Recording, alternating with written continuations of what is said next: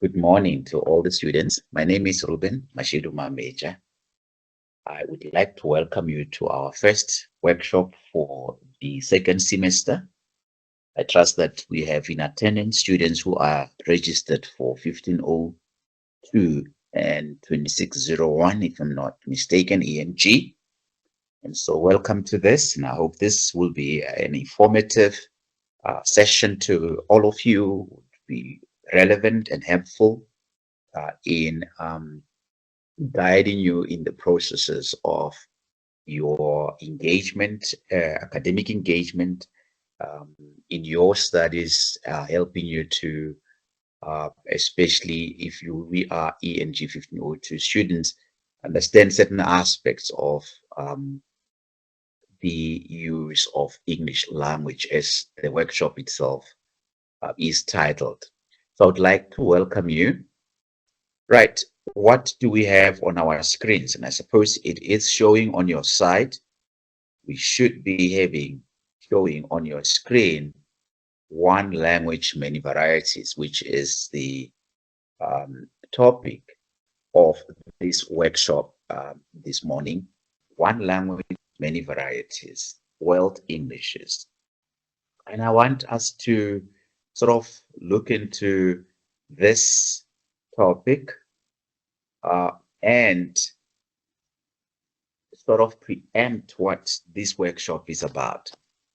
In other words, make our predictions and added to that, perhaps even indicate what our expectations are based or drawing on the predictions that we may have made concerning what this workshop is about just by studying or analyzing or reading into one language, many varieties. What do you think, based on this topic, that this workshop is about? I would like to just get us discussing this, and before we can actually get into the content. Right. What do you think? One language, many varieties. What does this mean to you? And also indicate, if you like, the um, uh, possibilities that perhaps this workshop could reach in terms of the content, and what perhaps do you expect to learn or expect to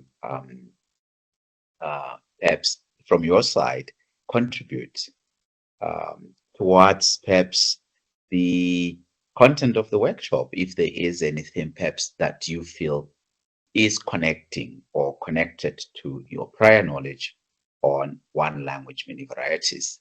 Right? Anyone, what do you think this is about? One language, many varieties. What does this mean to you? Yeah, I think to me, the way I understand it, it means like there's different types of English, like American English, British English. They're all English, but they're different in so many ways, the tones, the registers, and grammar, and so forth. That's how I understand it, at least. Okay, thank you, Mandy. Okay. Thank you very much. And Sulu Fellow, thank you, Mandy. What do you think this could be about? What are the perhaps um, even your expectations? Maybe if you do not have perhaps a view on what this is about, what perhaps your anticipations are regarding the content, maybe you can have expectations. Sulu Fellow Nicolette Leche, what would you say? Good morning, everyone. I think the based on the topic there, I think this workshop is about understanding language structures in different ways. Yes, Okay, that's my view.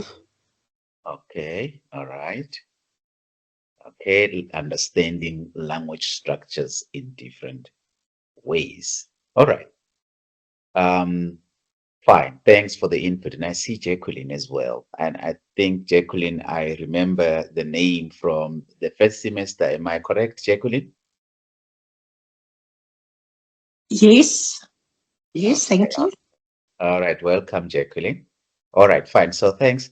We are perhaps students drawn from these different modules, and we are perhaps re-emphasizing some of things that perhaps you have been pre-exposed to in our previous workshops or are totally new, especially with students who are first-time attendees of these workshops.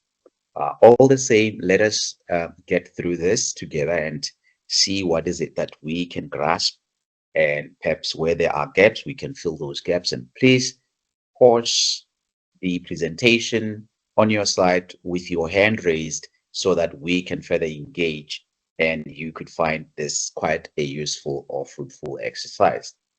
Right, let us get to the first slide, which is our topic slide, one language, many varieties. I should have, in fact, engaged you even more on the expectations. What do you think you could perhaps get? What do you think you could, or what this workshop potentially could bring out in terms of you perhaps getting something useful, something that you can at least rearm or strengthen your understanding in terms of academic literacy, and many other engagements as you study in the modules that you have registered for. And not only that, outside your modules, just engaging in perhaps writing, and how this would empower students to engage in those sort of activities. Excuse me. So it is one language, many varieties. There was a response from, I think it was Mandy, who said that based on this topic, this could perhaps mean that the workshop is about English language manifesting in different settings or different fields. And in its manifestation in different fields, it seems, or it would seem, that it perhaps comes out or through differently, depending on the location or the circumstance or the setting of communication. So, yet it is still one language.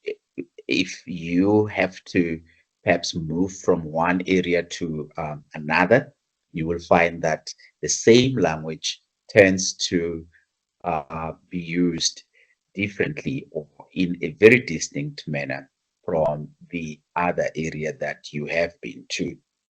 Now, what is the reason for that? Why do we have one language which manifests itself differently in different locations, in different areas or fields?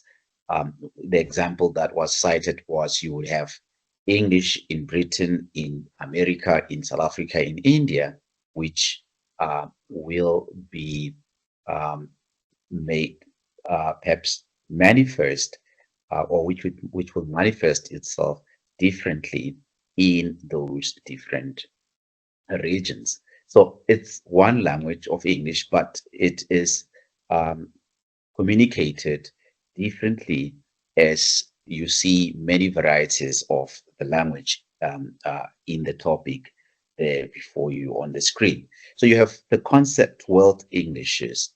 Do we have world Englishes, or we have one English?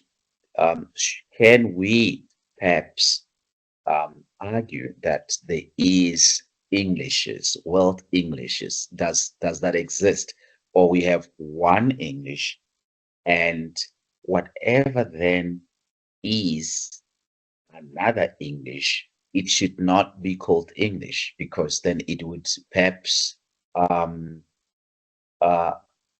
perhaps it should be given a different name, especially if it's so restructured and so moved away from the native English language spoken in native countries or regions of English.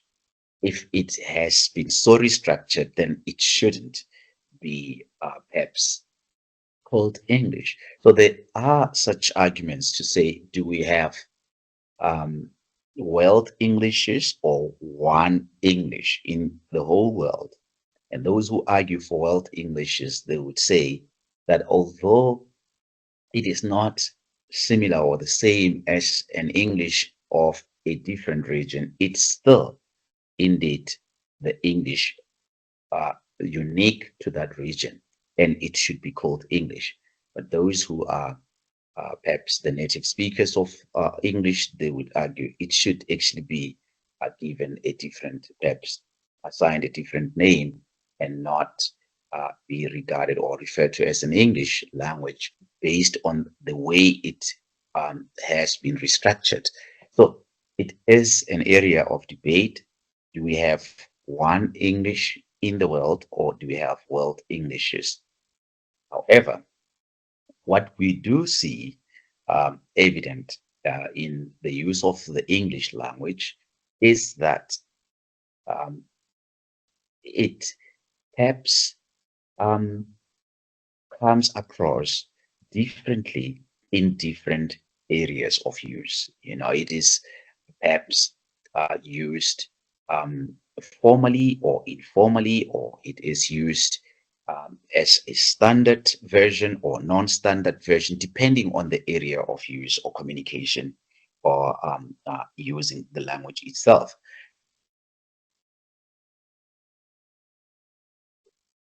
Here are our objectives. By the end of this workshop, we should understand the differences there. And I suppose that those who have been exposed to this would know now that heading towards your assessments, your final assessment, the supposed summative assessments, that the difference between standard and non-standard varieties should not be something far-fetched or something very new to the students, because there's been pre-exposure to this. What is a standard version of English? What is a non-standard variety? There we're looking at the composition of the language itself. Why do we say this structure that has been used, or this sentence that has been used, is standard and the other not, or non-standard? What is the distinguishing factor that which makes it, or that sentence, standard and non-standard? We should be able to identify those factors when we closely look at a sentence used, or a text even. But how do we know that? What is standard? What are the features of a standard variety of English? What are the features of a non-standard variety of English? And in which perhaps domains will you often find standard variety used and non-standard variety used? In which domains do you perhaps find the two varieties used? So understanding the features, of course, is very, very key. Remember that we are perhaps able to say, based on how this has been used. Now, I'm now speaking to 2601 students who are in attendance, perhaps to say that you are writing an essay, you're doing perhaps academic writing.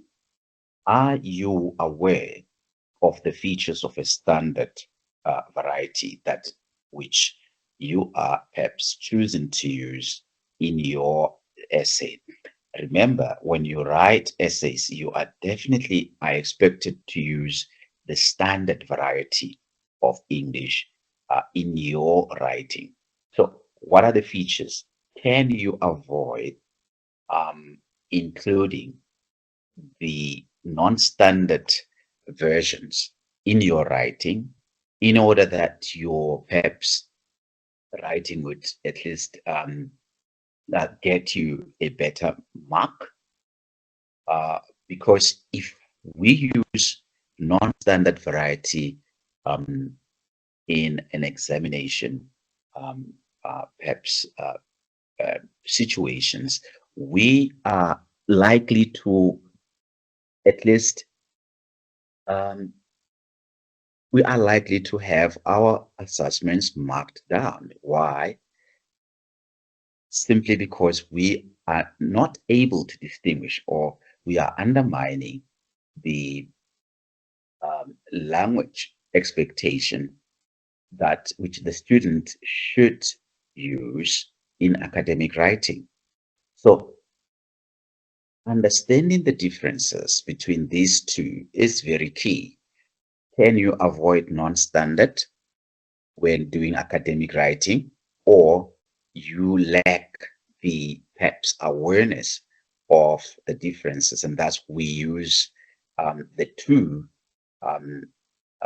haphazardly. In other words, we do not distinguish the differences. We use them, interchangeably in our writing, and are not able to see the differences. So this workshop should at least begin to say, when you are writing your essay, this is standard acceptable. It will earn you a better mark in essay writing, paragraph writing. But these choices, non-standard choices, would cause your work to be marked down, especially where language is marked. In essay writing, language, of course, is one of the criteria used to assess your work. So distinguishing the two, the difference between the two is very, very key. And also the different varieties of English that occur in different parts of the world. And in South Africa, which, for instance, word is used for braai in England? Do they use the word braai, which is the South African, of course, variety, which commonly used in everyday conversations? I am going to have a braai on Saturday at the park. So the word braai is a very familiar term which we use in everyday communication. But when you get to Britain, the British standard version will include the use of the word braai. It might be a different vocab. So are you able to distinguish between the different varieties of English that occur in different parts of the world and in South Africa, and say this is not a South African variety, but it's an American variety? This is a British variety. And by the way, we in South Africa are leaning more towards the British standard, and not the American. Even with spelling, we choose to use the British spelling instead of American. So being able to identify these differences, even in spelling, in terms of the varieties, is important. Identify the phonological. I've said this many times when I had in the first semester: phonological, morphological, lexical, syntactical differences. Now you are writing an essay. It's academic writing. You're writing an essay, and you are using standard variety of English. And now, when we think of morphological difference, we talk here of the word formation. We talk here of the words which we use commonly in the standard variety, maybe even compared to the non-standard variety. So understanding what to include in your essay in terms of the word word choice and why such word choice is it appropriate perhaps choice is important at a morphological level, but also we see the differences in these varieties in or occurring at a phonological level, not just morphological, but also at a phonological level. But then phonological would refer to the pronunciation of the language. Now, at a phonological level, can you perhaps distinguish the differences or identify the differences in terms of the geographical area that this variety is commonly used in on the basis of pronunciation of the words? For instance, if it's an American English, I am able to hear an American speaker and I can perhaps even associate the speaker of that variety perhaps with a geographical identity based on their pronunciation of the language or pronunciation of the English that they use. So phonologically as well, it is essential that we are able to identify the differences. Like these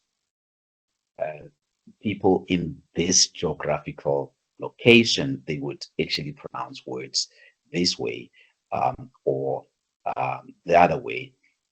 However, it is also important within the same geographical space. For instance, South Africa, you would find that there are different phonological representation of the English language within the same country.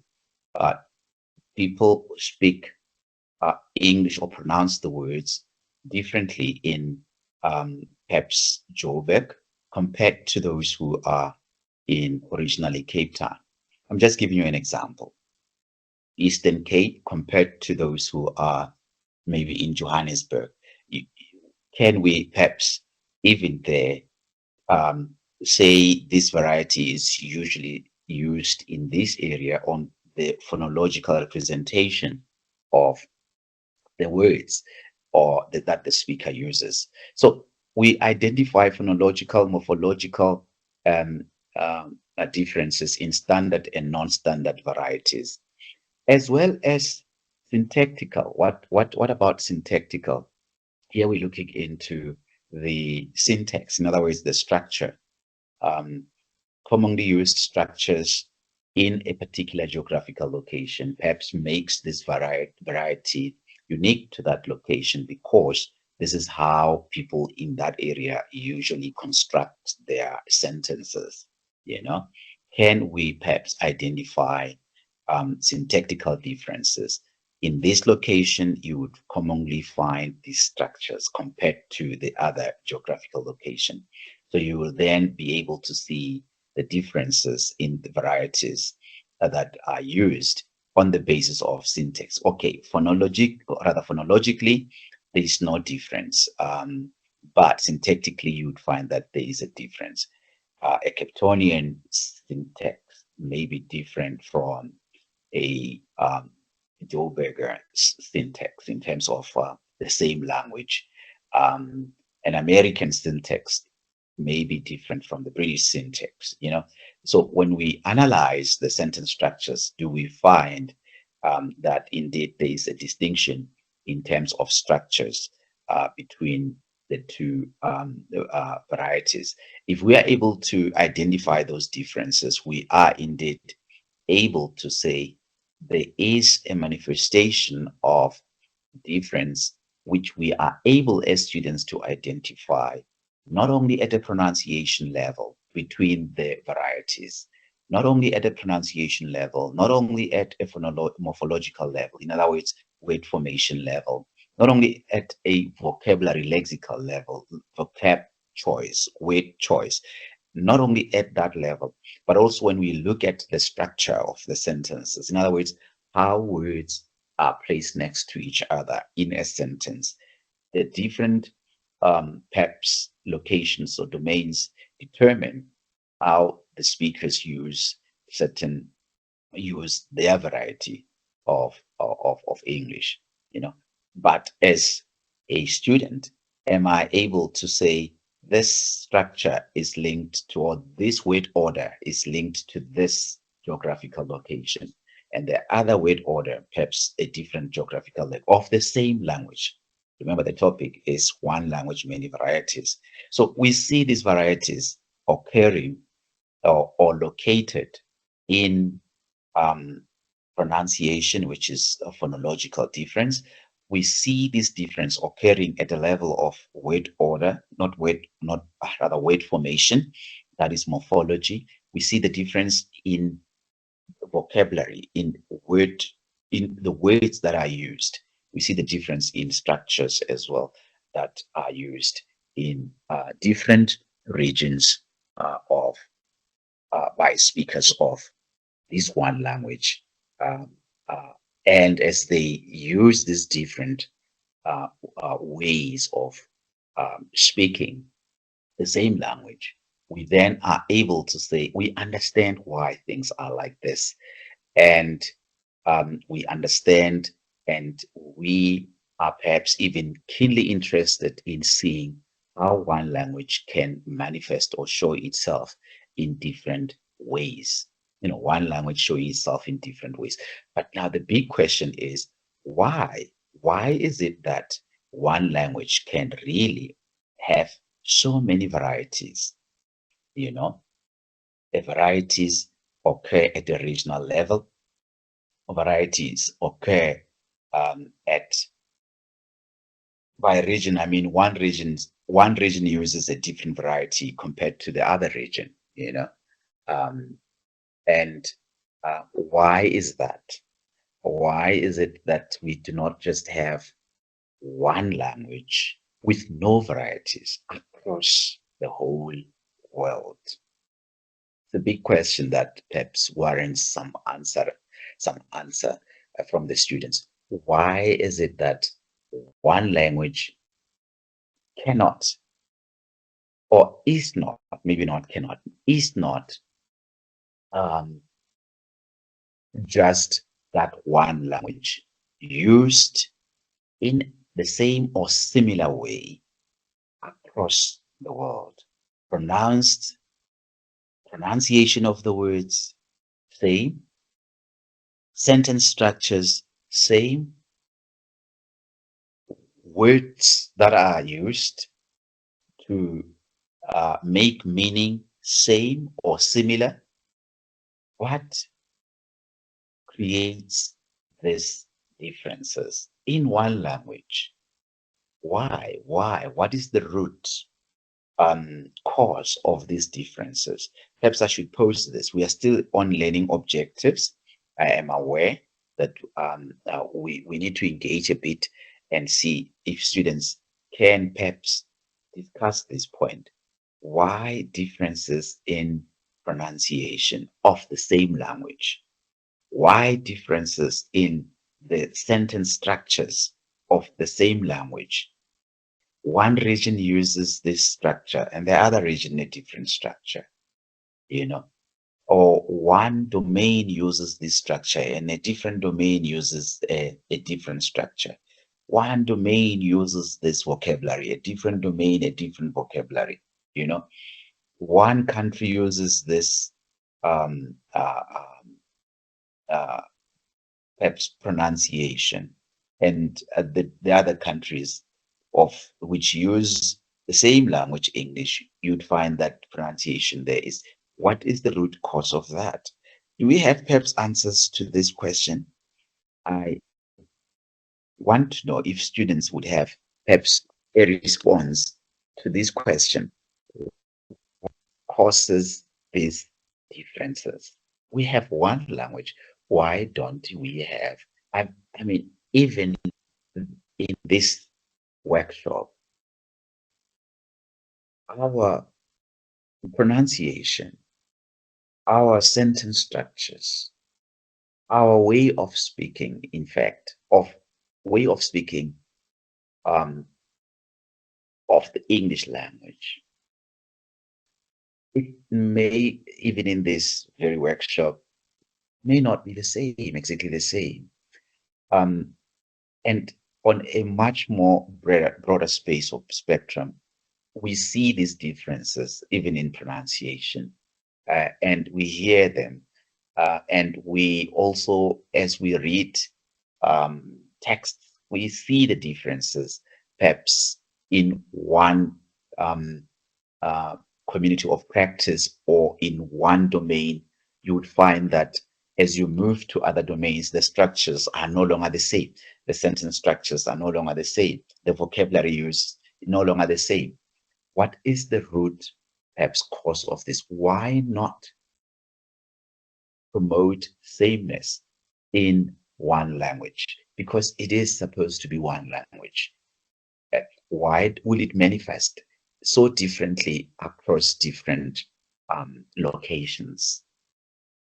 Let's discuss that a bit. Why? What is the root cause of that? Maureen, I would say in South Africa we call milk. When I was in London at one time, I asked for milk, and they asked me, they didn't know what I was talking about, and they said milk. So perhaps their accent is due to Irish, Scotland, and it's a mixture. Same as Australia, English is a different accent, although South African accent is like New Zealand, Australia, whereas American, they don't say here, they say here. I don't know. Yeah. So there could be a breakdown in communication as well, especially if they would stop to ask a follow-up. What would you say that again?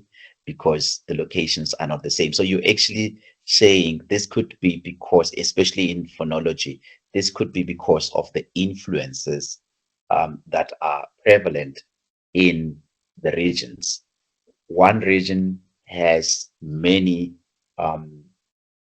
factors that influence pronunciation of the English language.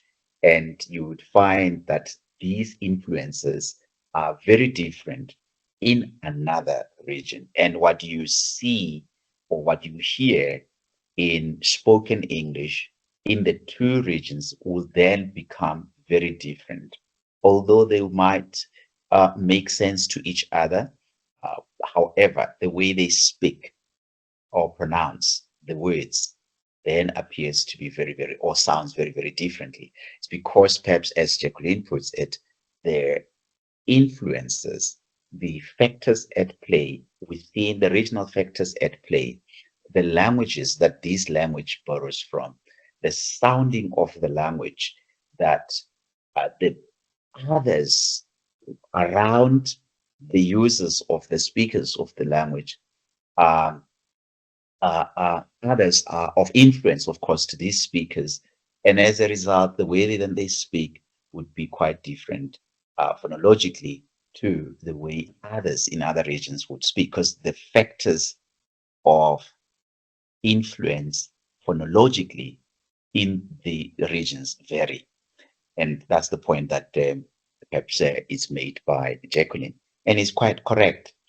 We are not the same in terms of the way we speak. We have so many languages across the world, and the English language across the world tends to perhaps even borrow from those languages as well.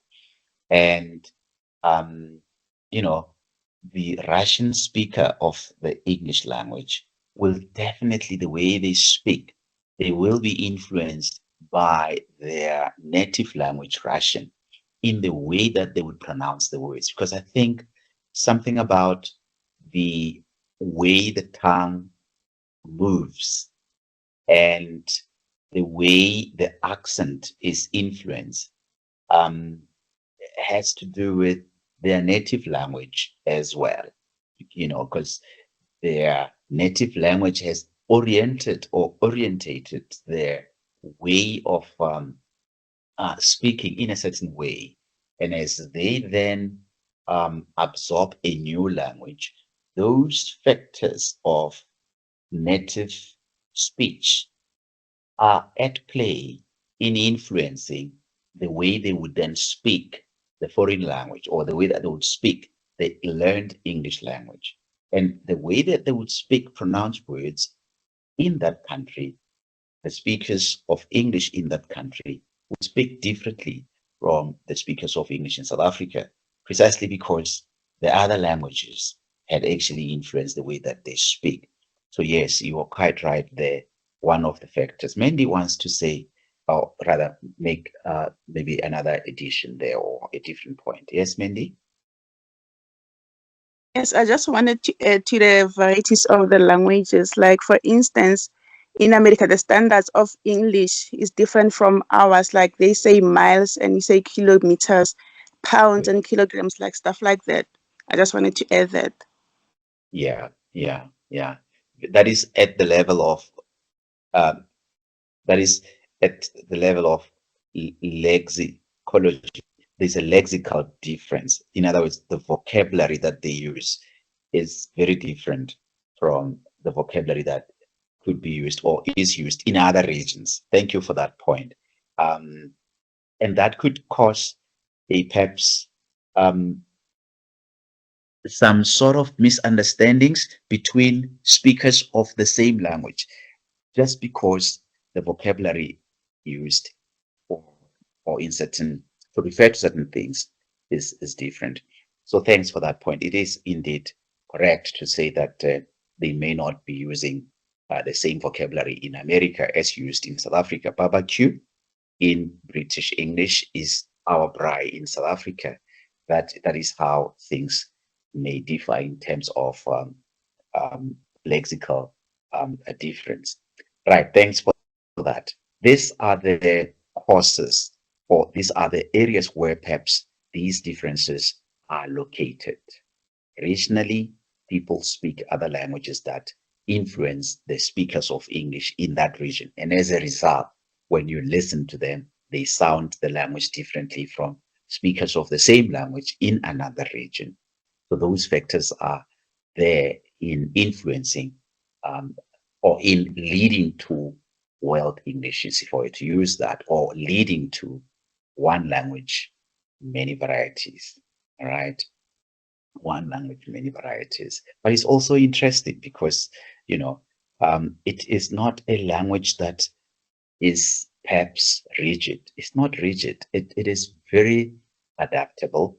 It sort of endorses the practices within a region, and not rigidly to say we reject this perhaps inclusion because it is not perhaps considered standard English, especially using the British standard as the native perhaps speakers of the language. So there's that aspect as well, that it is not rigid, the language itself. And that perhaps that is why it is used even in business, across the world.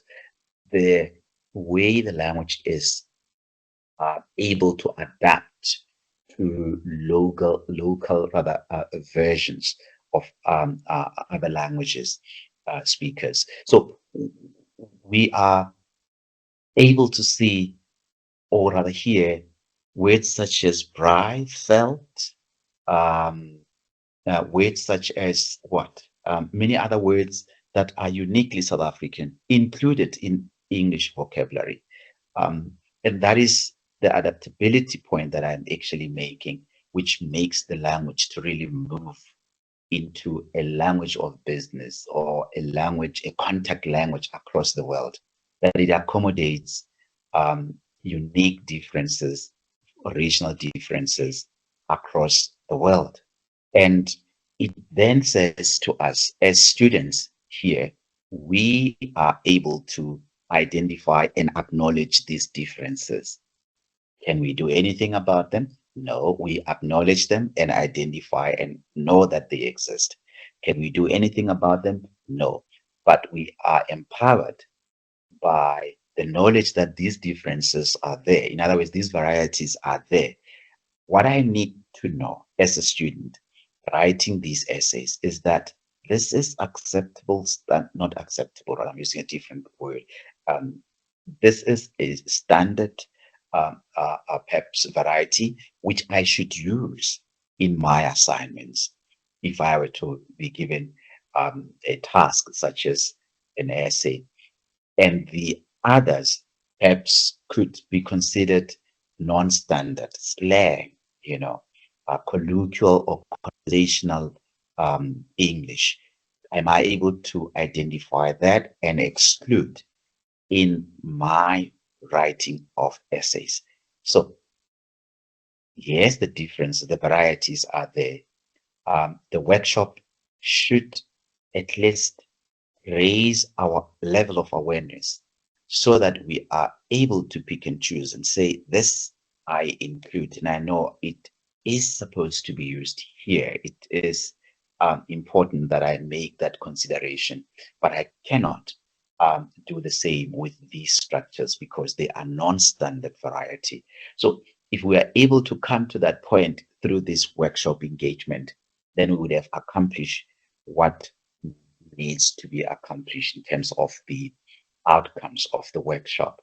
But if we are still not able to distinguish standard from non-standard variety of English, we are struggling again to sort of decide what to include and what to exclude when we are tasked to write assignments, paragraphs, essays, or research work. Right. Let us look further into the the the objectives. Register is also very important. Now, with register, of course, we speak here of the language used in a particular domain. Language as used in a particular domain. Let's say, let's take what a doctor's waiting room or a hospital or where? Yes, hospital. The language used there, the register there, is quite distinct from the register that will be used if I were to use the example of a what say boardroom in boardroom meeting at ESCOM. Okay, take ESCOM, take hospital, right? Maybe even get to the boardroom meetings in these two domains. An ESCOM boardroom meeting versus, a hospital boardroom meeting. The participants in these two boardrooms will perhaps, depending on the topic, use language or register that is predominant in their domain. ESCOM is electricity, power generation, engineering work, and load shedding, and what have you, things that have to do with power generation. And whilst in the hospital boardroom, the register would be very, very different. So the language used in a particular domain is the register. If I walk into an interview, I participate in the interview by answering the questions. And I will be very choosy what standard I use to answer those questions. And of course, the interviewees will also pose questions, and they would usually use formal language or formal register to ask those questions. So it will not be like a dialogue between me and my friend where I am very casual in the use of the language itself, or I may even use slang or words which are commonly used in everyday conversation, because the setting there is different. The domain there is different. It's a dialogue between me and my friend. But when I move to another domain, an interview at a perhaps institution, I then choose deliberately so register appropriate for that domain. You see that? So one with a friend in a dialogue is informal register. It's informal language, and in the interview domain, it is a formal register, formal language. So register is the language used according to domain. What language do you use in a certain domain? Okay, that is our register. Right. So we should differentiate according to functional domain register. When you are given a text and you are analyzing that text, are you able to perhaps detect the domain drawing on the language used in the text? Are you able to detect the text domain? All right. In other words, the area in which this kind of language is normally used. Are you able to detect that domain just based on the language itself? So I'm speaking to these learning outcomes so that when we move into the content, we are able to um, uh, move quite faster. Analyze language varieties according to social relations. That's the next outcome. Analyze language varieties according to social relationships such as gender, wow, very, very interesting, culture, professionalism, and age. People of, does language variety manifest in terms of these distinctions? Gender. Do women speak differently from men? Mhm. Um, do women have a variety different from one used by men? How do women speak compared to men? What vocabulary do they use compared to men? When you're reading a text, or when you're listening, not even listening, because then you quickly get to hear it's a woman speaking, it's a man speaking. So those differences will be very clear from the sound. But you are reading perhaps a text that has been transcribed. And as you read that text, based on the word choice, based on the language structure, based by word choice, I mean vocabulary, based on the language structure, the sentence structures used in that text, in that transcribed text, are you able to say this variety is commonly used by women or men? And give reasons for your answer. Imagine that scenario. You have a text there, it's a question, perhaps, yes, you have a text and you're analyzing, and you say, this sounds this, or this is more of this type of a text, and it is usually used, the words used here are usually used by so and so and so because of the following reasons. And you perhaps based on the reasons on your perhaps social orientation in terms um, uh, of the language spoken by certain social groups, and you then give reasons based on that. But about culture as well, do we distinguish language varieties on social relationships such as culture, that or professionalism, or even age? People of certain age group would actually use certain variety compared to perhaps an older group. If this is a younger group, would you perhaps um, will they distinguish themselves in the variety that they use from the older group in terms of the variety that the older group use as well?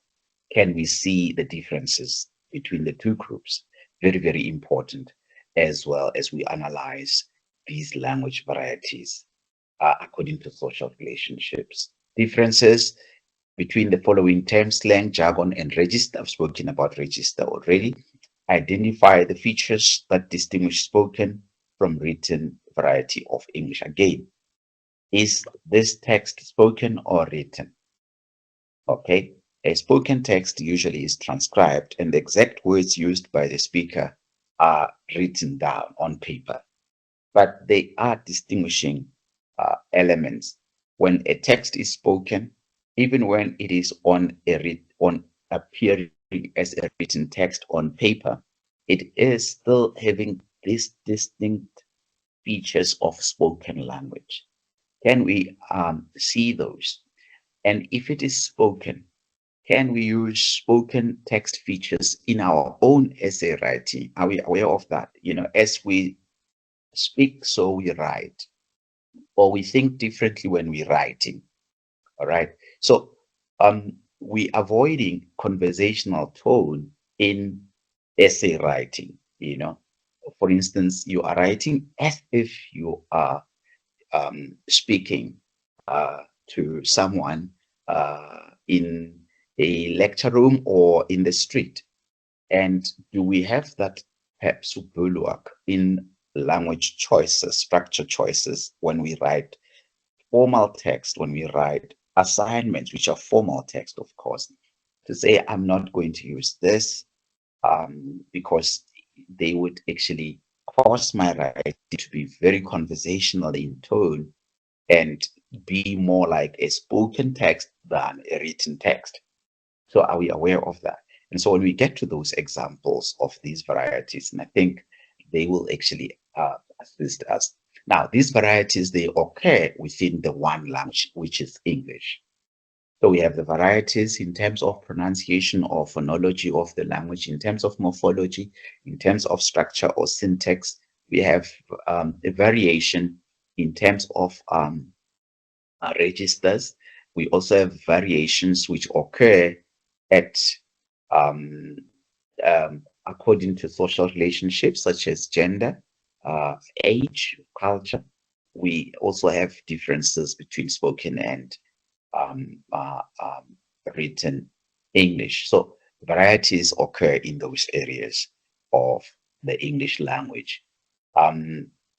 Now, we are aware of these varieties of the language. Some varieties, they are actually making, rather, they constitute non-standard variety. Some choices, they constitute non-standard varieties. So we need to be aware of such choices as well. All right. So moving forward, so what we are going to see in this workshop or learn or acquire is how language manifests in a variety or itself in a variety of social context. In other words, social context or areas of language use, areas of language use influence the way the language is used in that area. But how are these differences showing themselves? I move from one area to the next area and I see these differences. Am I able to see these differences? And am I able to explain why these differences or these variations occur? Right? So how language manifests itself in variety of social contexts, very, very important part that we should be able to come to realization if needs be through our interaction in this workshop. Subtopics range from social dialects, we'll get there, regional or social registers, will get there, and standard varieties, of course, non-standard varieties. They will be very, very evident as we work through this. Right. We say single language, which is English, with many varieties. And we explained what that means, you know, and the varieties, as I say, they could be in pronunciation, Varieties could be in writing, the actual writing, the words that are used. Varieties could be, again, be influenced by other factors such as gender, age, culture. Varieties also in spoken and written language. So we are going to see these things as we further get or um, unpack this content. Right. So this point here relates to what was, I think it was Mandy when she said that varieties of English used in social context when wherever the speakers are located occur, and they occur, and we then have a variety called the British English, a variety called American English, Nigerian English, South African English, Jamaican Indian, among others. And Jacqueline said these varieties are rooted in perhaps the influences that the users or the speakers of the English variety in that area are exposed to. And one region has a different exposure to the next region. The exposures in these regions produce different varieties of one language, because people are different, and they speak differently, especially other languages. They really have an influence on how the language ultimately is used in different regions. So thus we come to a point where we can distinctly say this person is a speaker of British English or American or Nigerian or South African, and we can hear it. Why? As it was indicated, there are those regional factors that influence how the language is spoken, how the English language is spoken in that region, producing the varieties that we are speaking about. Right. Now, think about this. I want us to look at the second point. It says English then developed in this colonial, from the colonial legacy. Um, um, English then developed in different ways in different geographical regions. See that? Absorbing elements of indigenous languages that produced the varieties that we have, English varieties that we have. This is a language that was used during colonialism. It was imposed on the people, and it became a dominant language used in the regions. And as a result, it had to adapt to local the local practices in terms of spoken language or language varieties, the indigenous language varieties that are used in that local space. And as it absorbed these practices, the result was a variety different from a variety perhaps used in Britain or the British variety, you see? And so it developed in those ways in different geographical locations or regions. And over time, different varieties of English evolved across different regions in the world. And we then had what we today call American, British, Australian, South African, Indian English, which are, of course, recognized as distinct from one another. And we do agree they are very distinct from one another. But we do understand each other. When we listen to each other speak, we do get the message communicated. So people speak of Englishes rather than English because of these developments of the English language, explained in terms of it originally being the colonial language, and a language then that which had to perhaps absorb a lot of local languages and producing a variety different from a variety in the next or other regions. Thus, the term Englishes arises. And others, they would say these varieties, because they may be very restructured, if they are so restructured, therefore, they shouldn't be labeled or named English because they are restructured. And they would actually defend the idea that it's either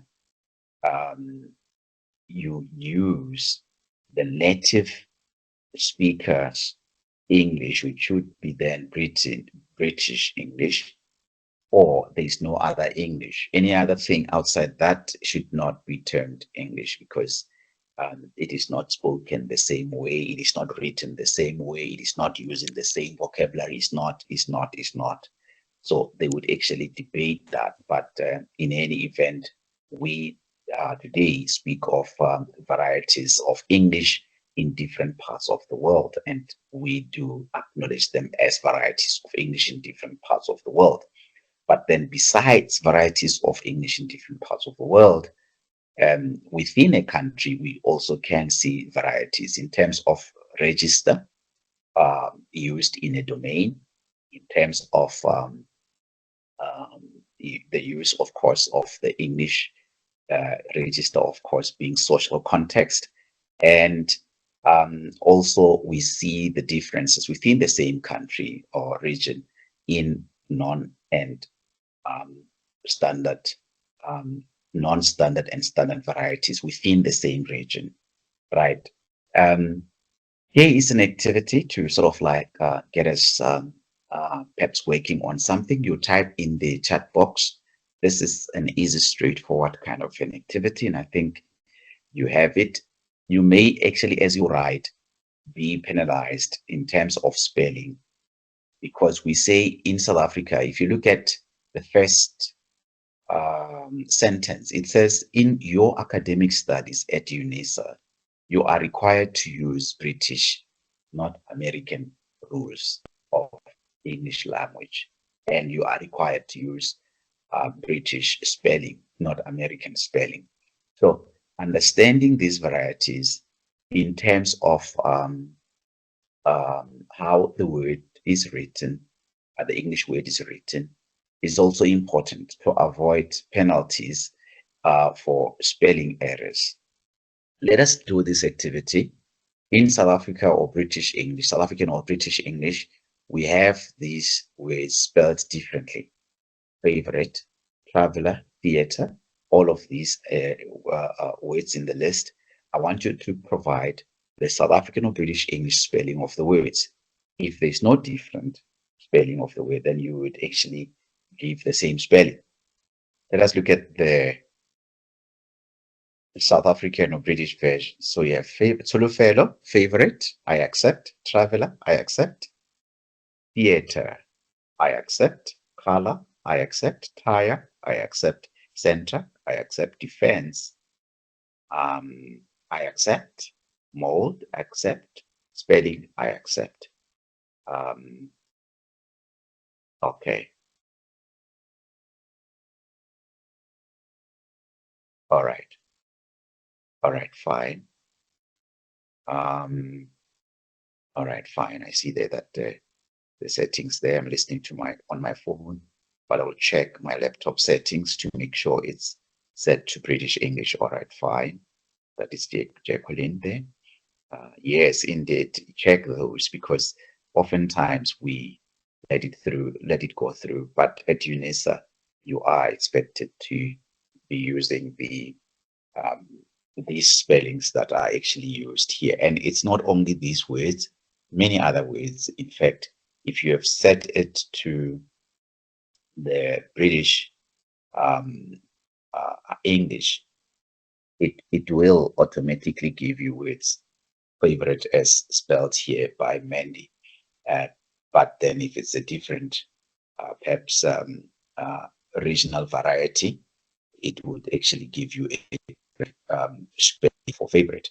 And so be careful about that. You might assume that this will go through, but it could actually be identified as an error. Be aware of that. So we have Mandy, everything quite well written. And the same with Mohau, everything's fine. Thank you. Be aware of that. Let's get to the next slide. And what we have here is the two terms which I have spoken about quite much: standard and non-standard varieties. What makes one variety standard and another variety non-standard? So what is standard? Usually you will find in a standard English variety that the language is formal. You are writing an assignment. Are you aware of the language that you are using? Is it a formal or informal? So the language is formal and the grammar is correct in standard English variety. The grammar must be correct. In other words, the sentence structure must be correct. The way you are ordering the words in a sentence must be correct. And standard variety uses full sentences. In other words, a full sentence has a what? A subject and a predicate, right? So that makes a sentence full. Anything is a fragment. Anything else is a fragment. So be aware of that. You are writing a paragraph and you are unaware of this, the difference between standard and non-standard varieties, you are likely to fall into the trap or the perhaps, how do I express this? You get into the practice or even habitual practice, when we use habitual, of using structures which are very conversational, because there's little awareness between what is formal and informal, what is formal language, what is informal language. Okay, so our homework activity should be about selecting a formal text or a text that uses formal language and a text that uses informal language. Because then that would be a good example of standard variety and a non-standard variety. Okay. So, or perhaps because if maybe I have a different set of students attend next on Tuesday, perhaps now we do it. We peruse through whatever material we are having or we are perhaps using in our various modules and find perhaps a passage or something there that is formal in structure and perhaps create an informal perhaps text, right?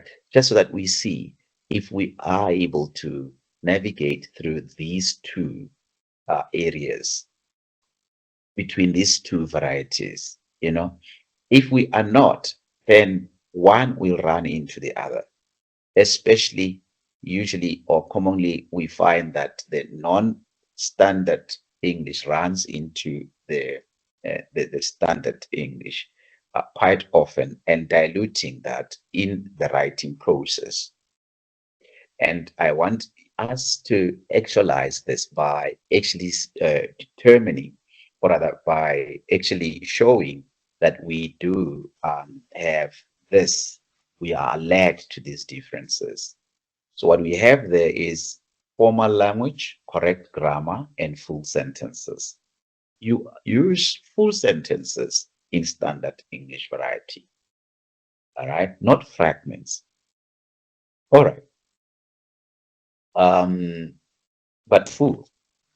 And with a non-standard, well, you may use fragmented structures. In other words, sentences which are not full part of a sentence. And in other words, if it's not full, it doesn't have both the subject and predicate, or both subject, verb, and object in one sentence. It doesn't have all three of these elements of a sentence. So it uses less grammar, that is non-standard English, less grammar, SMS language of sorts, like your social media language of sorts. It is very informal, very conversational. Now, how do you avoid this non-standard variety of English? Now, this is within the South African context.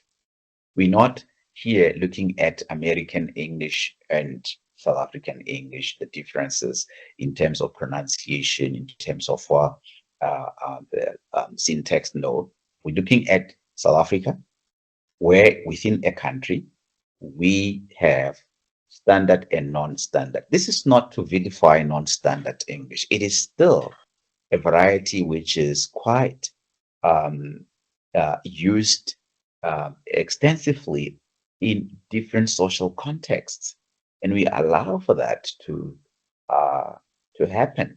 But when we get into a context of university writing, we promoting the standard English variety. Be aware of that. And I want us to at least get to just a few examples that we can generate as an activity to show the distinction between the two. Features of standard English in writing. Get the features of standards, what I spoke about, identifying the features. When you do university writing, essay writing, academic writing, the tone of your text is formal. In other words, you use formal language. What do we mean by formal language? Whilst with non-standard English, the tone is informal. Okay? And again, what do we mean by that? And whilst you are putting together this, I will perhaps show something. I will include something here just for us to see the differences between formal and, standard English and non-standard English. Does it mean we reject non-standard English? No, we don't. It is a variety, understand. It is a variety used within certain social contexts. And there it's appropriate and acceptable and not bizarre when perhaps included in the conversation. In fact, in such context, if you come and use what would certainly be structures within formal sentence, you might be out of place, because we using non-standard English in those contexts, even slang in those contexts, and it's acceptable, it's fine, because we are informal, casual, friendly to each other, and the tone is as such. What about standard English writing? We said it's formal and polite, whilst the non-standard is friendly and informal. In standard English variety, use correct spelling, like we've shown you with American and South African or British English spellings. Very important to be aware of that. Use standard grammar. In other words, use full sentences, and the word order should also be correct. Use longer words and phrases. Use fewer contracted words like you are and we would. Avoid using contractions, in fact, altogether in formal or rather in standard English writing. Avoid slang altogether in standard English writing. And with regard to non-standard, I've said it's informal, it is friendly, it is mostly standard grammar, but there are some variations. At times we use, like I said, social media language. Look at the spelling of tonight, and it's quite fine in that kind of context to use tonight spelling incorrectly, because it's non-standard English writing in a social context that is appropriate. And we use simpler words and not longer words, but simpler words and phrases, lots of contracted words. That is non-standard English writing. And there's lots of slang. In other words, words which are used and understood within a particular social context. For example, language used, a slang would be perhaps Capetonians would use slang language which is understood by the people within that region. Outside that region, people may not understand those structures. So it is a language that is used, a structure that is used, language structures that are used within a particular region, understood by participants within that region. Those outside may not, even if it's within the same country, may not understand the meaning of such structures, not necessarily understand the meaning of such structures. Right, fine. So that is non-standard English, which uses lots of slang. And so varieties manifest at different linguistic levels. But I want us to, before getting to this, to dwell even more on this, because I think this really is important. If you look at the example there at the top, it says, good morning. How are you? This is formal, isn't it? It's not how's it. It's not hi in the place of good morning. It's not hi all in the place of good morning. You see the difference? Good morning, how are you? Imagine I walk into an interview and my register is, hi guys. And it's an interview domain. And we want to be careful not to veer in that direction. I'm pleased to meet you. So it's very standard English, which is very formal in structure. And look at the non-standard English. Hey, all right. All right. That is very informal. Fine. So we are going to have a short activity where we try to get you to do examples where the structure, it need not be a long text, just maybe a 2, 3 line, 4 line text, which in your view is standard English writing, and another example of non-standard English writing. This is important because you are doing lots and lots of writing where you are as a student having to work through your assignments. There's a lot of writing that is going on. But then are we aware of standard and non-standard variety, what to include? You know, with this workshop, we are alerted to these things and we want to say, can it serve as perhaps a bulwark that helps you sift through these structures and choose wisely as to what is for inclusion and what should be excluded? Right, let's get you to work on that. All right, let us look at what the students' responses are.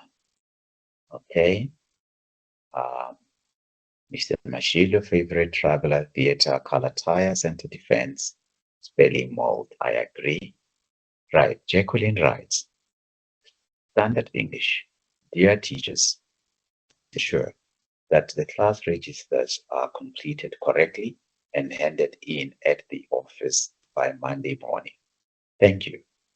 Informal English. Hi, sister. I've told the teachers they better do their job properly and correctly, or else. Or else. Beautiful. Thank you, Jacqueline. Very good example. The two examples are clear and correct. And Mr. Mashilu writes, the vegetable peddler is very friendly to his customers, polite, and sometimes inquires about their well-being. I assume this is standard English writing. Hey, Jack, did you check that guy's here typical of Mohus? I assume it's Mohus. You may correct me if I have mispronounced it. But then it is indeed, Mr. Mashilu, correct. The standard and non-standard English writings, clear, well distinguished. And this is very encouraging, because when you see these first two examples and you say, okay, it means we are on track in terms of our writing. We are able to filter these things when we're doing formal writing and make sure that we submit what is acceptable in formal language writing or in academic writing. So Mandy writes, I've not seen you in a while. It's been a minute. It is not important. It's not a big deal. Okay, wait. Let me think about this a bit. I have not seen you in a while. It's been a minute. So I have not seen you in a while. It's a formal structure, or it's yes, I accept, and it's been a minute. It's in other words, it's a non-standard English writing, or it's an informal writing. It is not important. It's not big deal. Okay, good. Let us spend time together. Let's hang out, chill out. Correct. Fine. You have done it exceptionally well as well, like the other two students. Mandy showing us the examples like you did. One standard and the other is informal. Thank you. So we get to Mohau, standard writing, standard English writing. I am going to the mall. She does not like the colors. Wow. Here we said we use what? Colors with a U between the O and R. Okay, spelling there. This is because your device is set on, it's using the language setting, the American language settings. So that is why it gave you that spelling, but it's fine. It's understandable because we are doing this activity. But in your assignments, be careful that you become aware of that. Okay, then they have been studying for 2 hours. Okay, that would be standard. Non-standard, I'm gonna hit the mall. She ain't into dark colors. They've been studying so 2 hours. I think it's even slang, fine. It's acceptable as non-standard English writing. Thank you there, Elena. Just be aware of the spelling as well. Formal. Good morning, Mr. Mahlangu. I have sent you the reports on your email. Informal. Hey, Mahlangu, I sent documents via email. Check on them, bruh. Correct. Thank you to the fellow Nicolette Leisha. That is absolutely correct. Right. From these activities, we are clear what standard and non-standard writings are. Let's continue. The next slide is the varieties of the English language. What do we mean by that? Where do these varieties, what makes the English language vary from one region to the next, or from one context to the other? What makes it to vary, or at what level? At what level do these variations occur? All right, at lexical level or vocabulary, one setting or domain or social context uses a vocabulary different from the other domain or social context. Okay, this is where the differences are. When we talk one English, many varieties, we see these varieties in vocabulary. We see these varieties in the sounds or phonemes or at the phonological level, pronunciation level.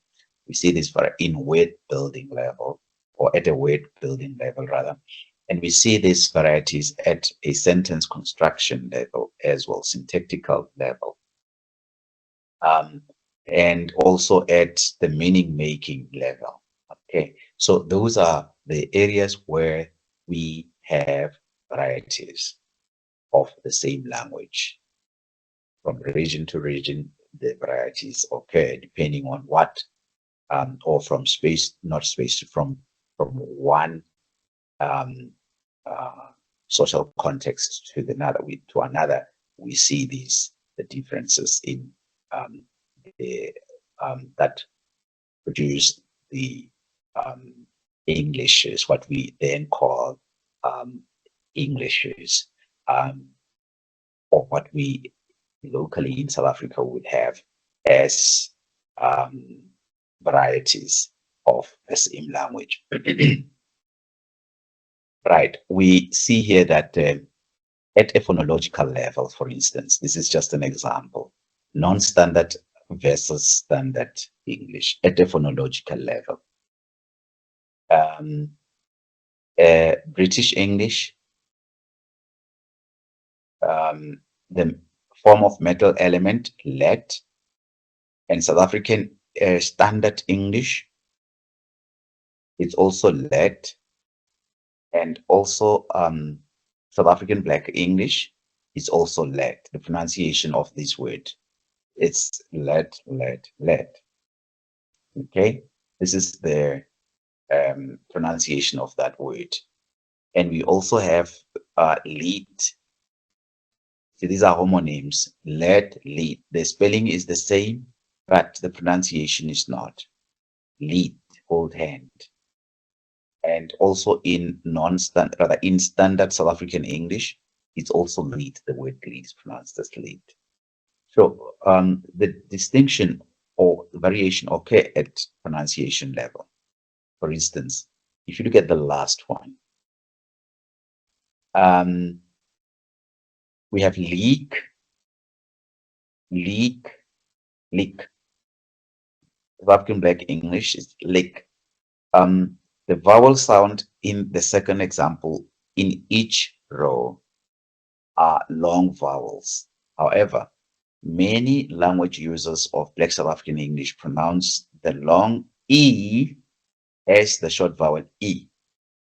So that is why leak is pronounced as leak. And it is that kind of phonological distinction that perhaps give us what we see or what we know as variety of the same language, many varieties of the same language at the phonological level because of the phonological variations or differences, right? Pronunciation. And the other one is where the variation occurs at the word formation level. How so? Let us look at how words are formed in different social contexts. In British English and South African English, equipment, word formation, equipment is equipment. But look at South African Black English, where we have, she brought all the equipments she needed for fixing the car. So the plural S is used in equipments. Yet the word equipment on its own is a collective noun. All right. So she brought all the equipments she needed for the for fixing the car. Should actually be she brought all the equipment, and not add the plural morpheme s at the end of the word equipment. So, but then there is that non-standard variety in the morphological variation, or rather, which occurs in morphological variation, or in the form of morphological variation, as you see in the example. Right? You must, the last row there, you must put more effort into your work. British English and standard South African English, it's fine. We have, you must put more effort in your work. But we also have this variety which says, or which uses efforts in the place of effort. Like what efforts? Like adding the plural s, where it shouldn't be, you know. What efforts should be, what effort have you made, you know, to address the three students' queries, right? So those are the examples. So if equipment should be equipment, effort, efforts, effort. So the words equipment and effort are used both singular and plural forms, and you don't add the plural s at the end. However, second language users of English or speakers of English, there's a tendency of adding the morpheme s at the end to form plural. So then you have at a word formation level a variation. Okay, and so there is non-standard English version that example given. Syntactic distinction or variations between standard. Now, at syntax level, in other words, in structure level, in word order level, where are the differences? We see here is the man I saw was wearing a big hat. That is British English, it's fine. This is the structure, the sentence structure, the way the words are ordered. The man, subject I saw,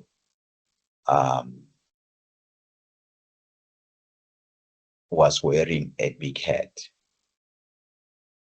Okay, so it's the correct structure. And the South African Standard English, the man I saw was wearing a big hat, no difference. But then the restructured non-standard variety with a grammar error or grammatical errors, we see here where we would say the man who I saw him was wearing a big hat, and it's a structure that is found, which is not grammatically accurate.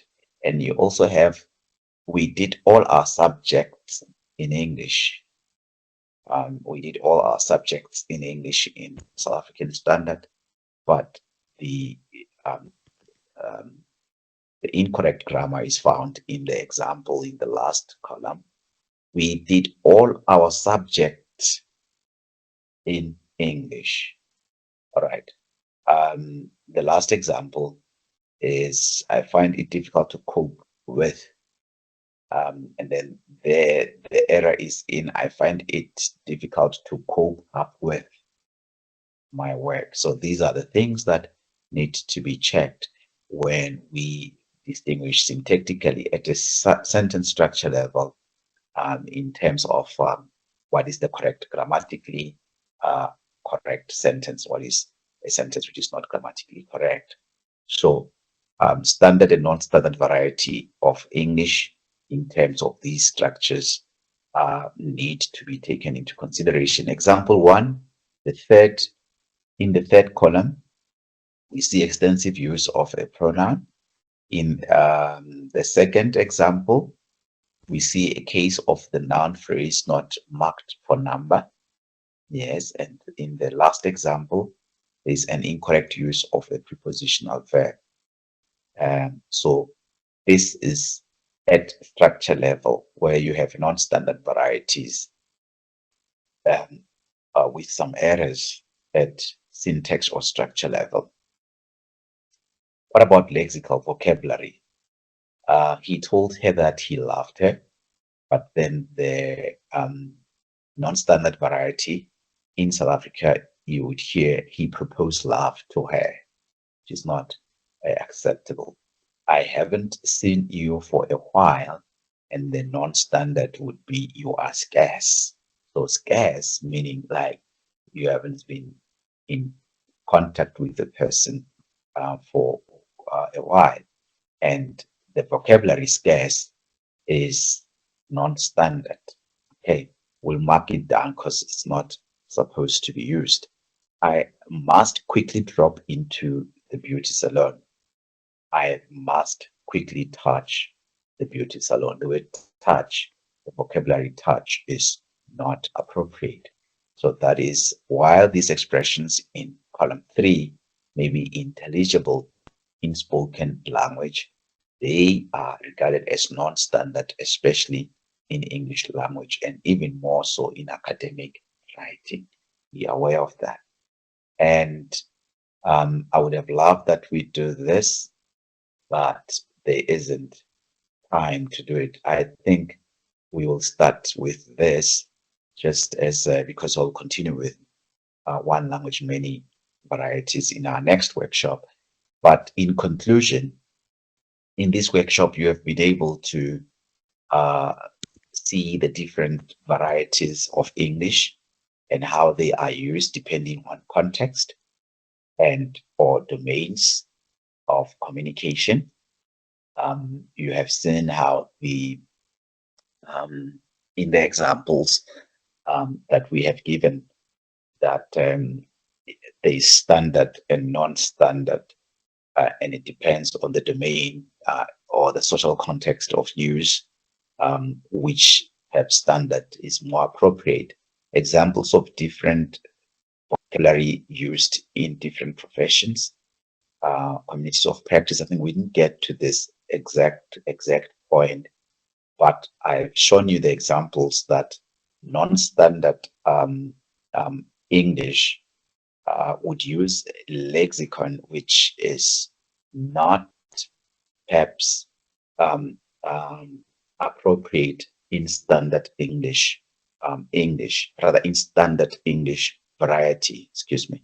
And so avoiding words such as you are scarce meaning, you know, a person is not been seen, has not been seen for a while.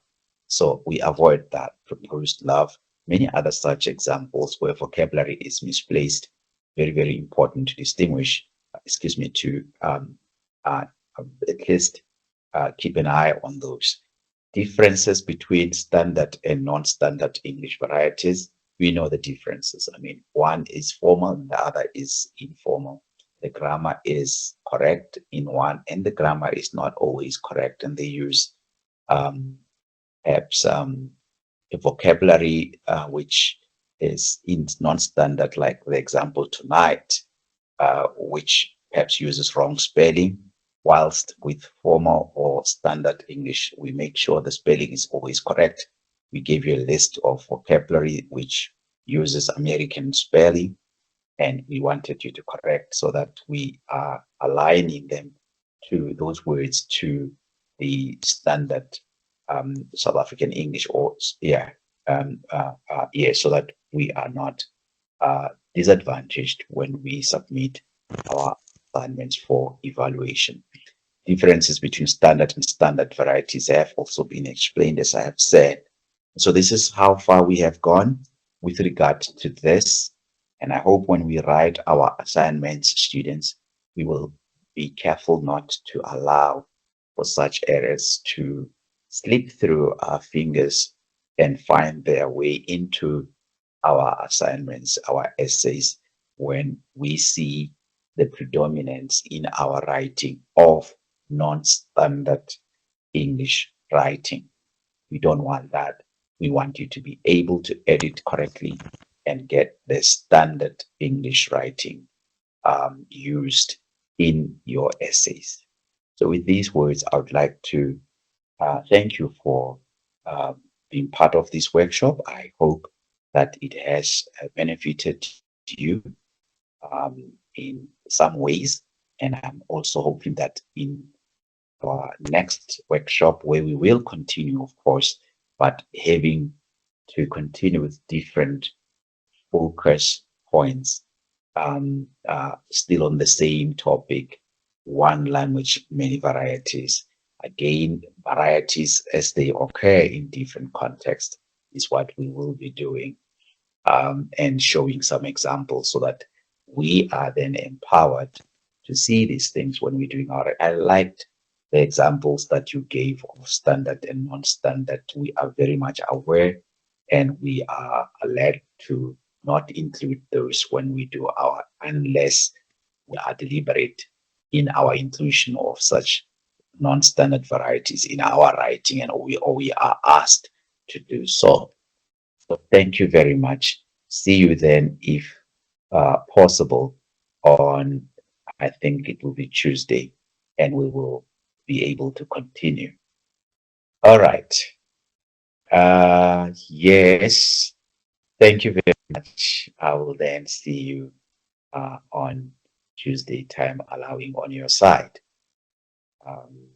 Thank you very much. Enjoy the rest of the weekend.